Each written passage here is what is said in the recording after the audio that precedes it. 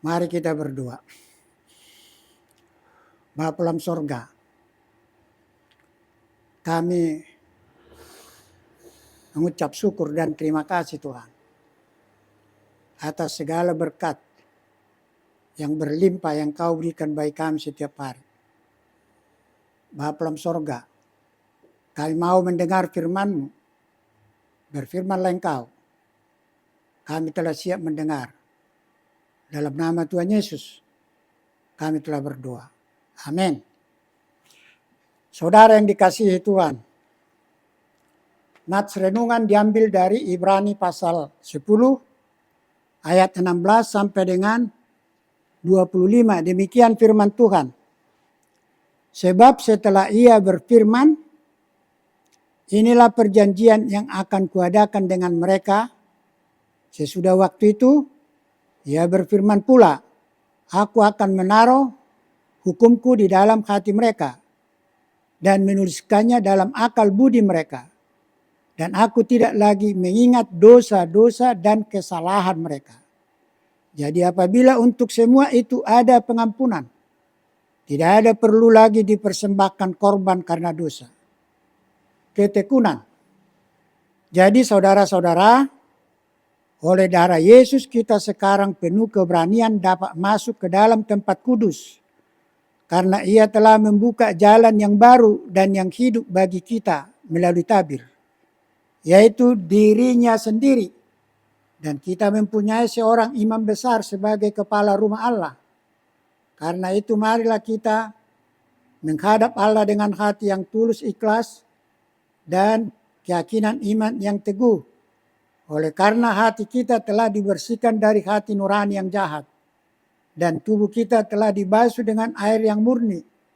Marilah kita teguh berpegang pada pengakuan tentang pengharapan kita. Sebab Ia yang menjanjikannya setia.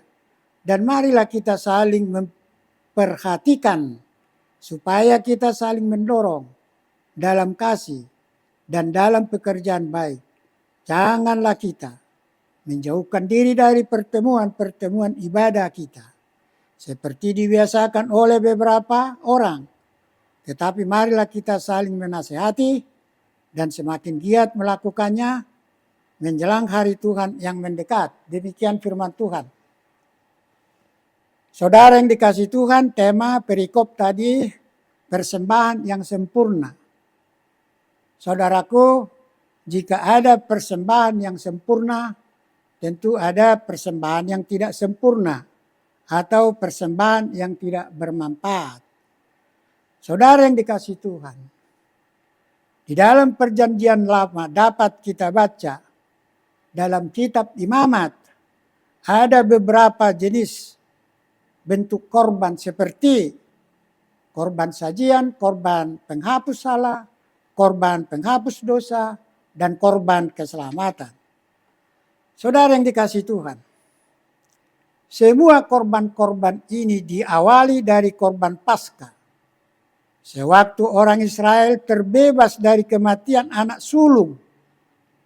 Karena di kedua tiang dan ambang atas pintu rumah Israel terdapat darah anak domba yang tidak bercacat. Artinya saudaraku, darah domba yang terdapat di tiang pintu rumah orang Israel adalah darah keselamatan.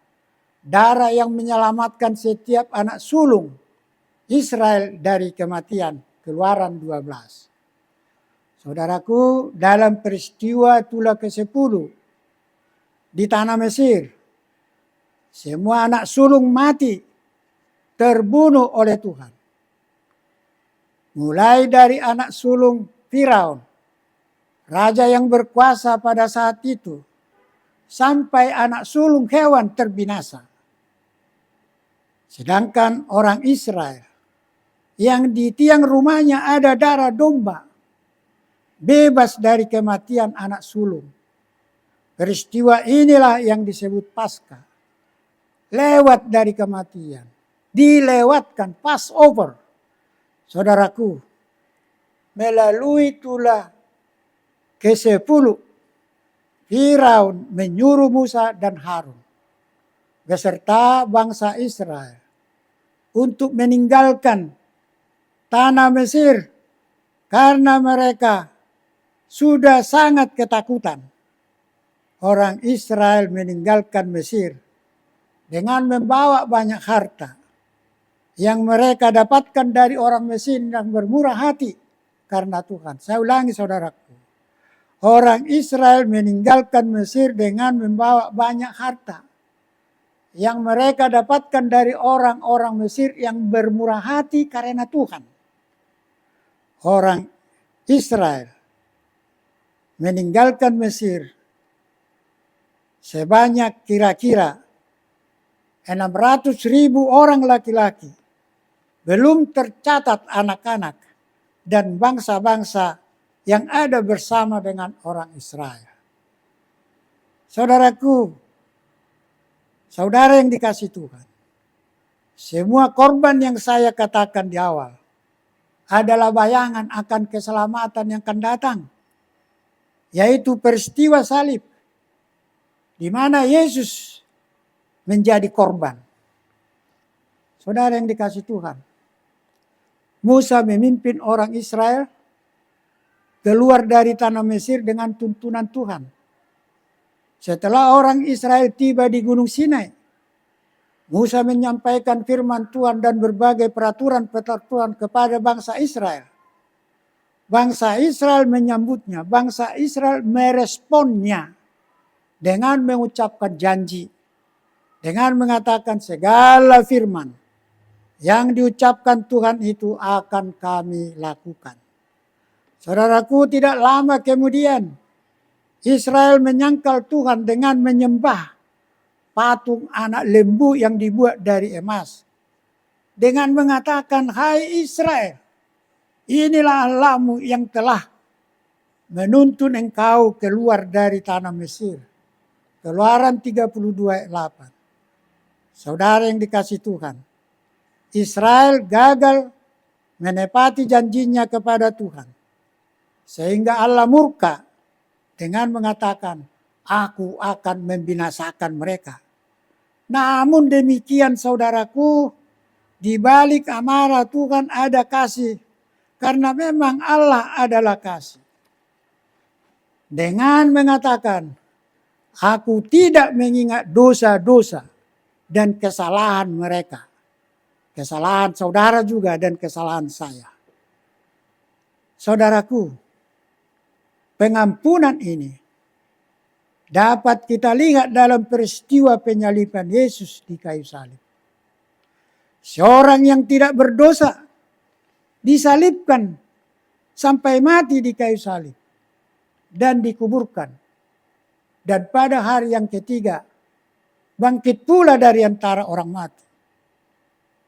Pengorbanan Yesus ini adalah untuk menyelamatkan setiap orang percaya dari segala dosa.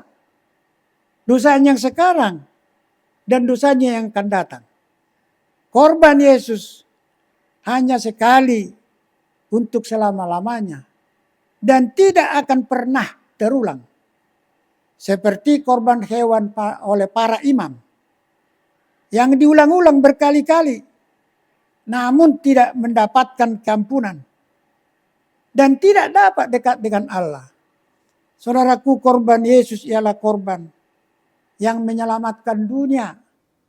Korban Yesus adalah yang menyelamatkan manusia yang percaya dari segala dosa-dosanya.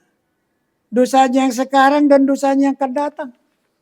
Korban Yesus membuka jalan bagi setiap orang percaya datang ke hadirat Allah. Korban Yesuslah satu-satunya yang dapat menyucikan kita dari hati nurani yang jahat. Yaitu melalui darah anak domba Allah. Korban Yesus telah membasuh tubuh kita dengan air murni. Yaitu darah Yesus yang tercurah di kayu salib. Saudara yang dikasihi Tuhan.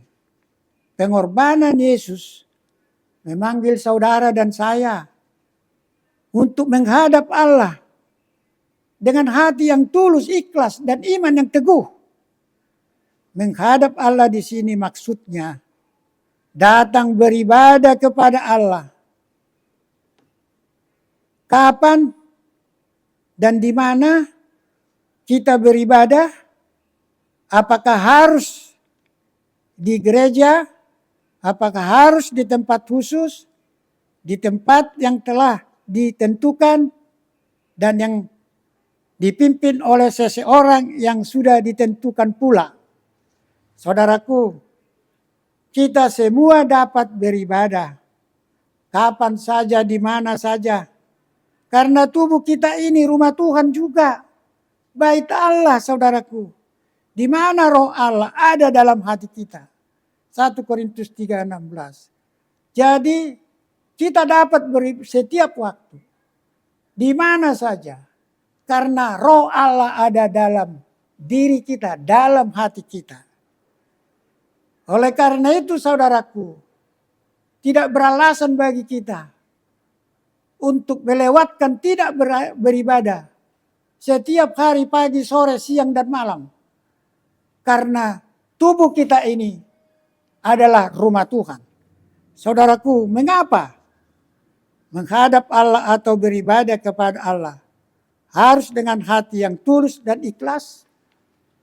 Saudaraku, secara umum seseorang datang beribadah kepada Tuhan selalu dengan berbagai permohonan untuk dirinya sendiri.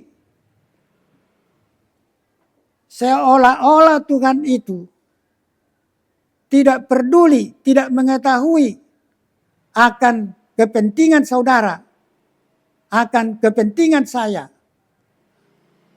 akan kepentingan umatnya.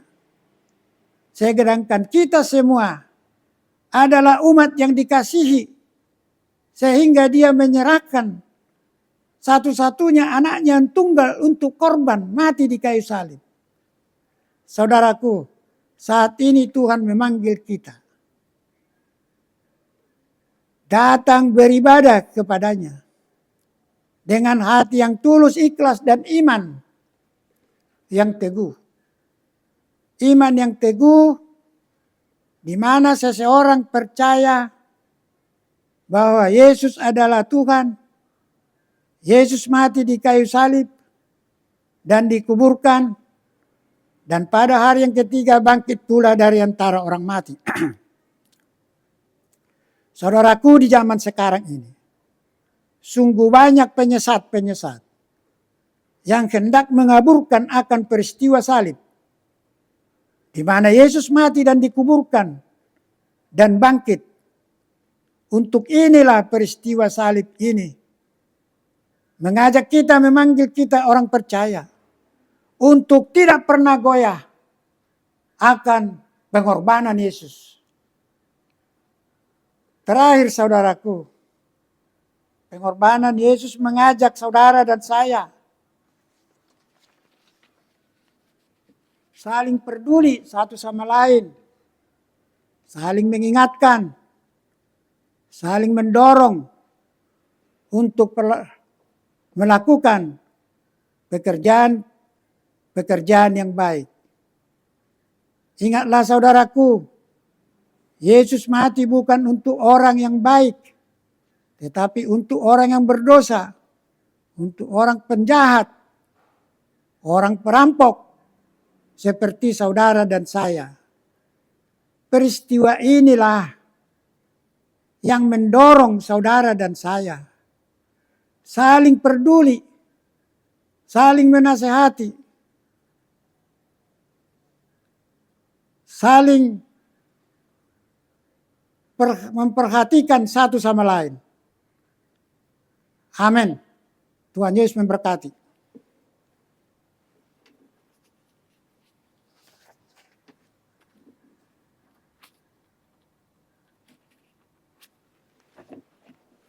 Nah.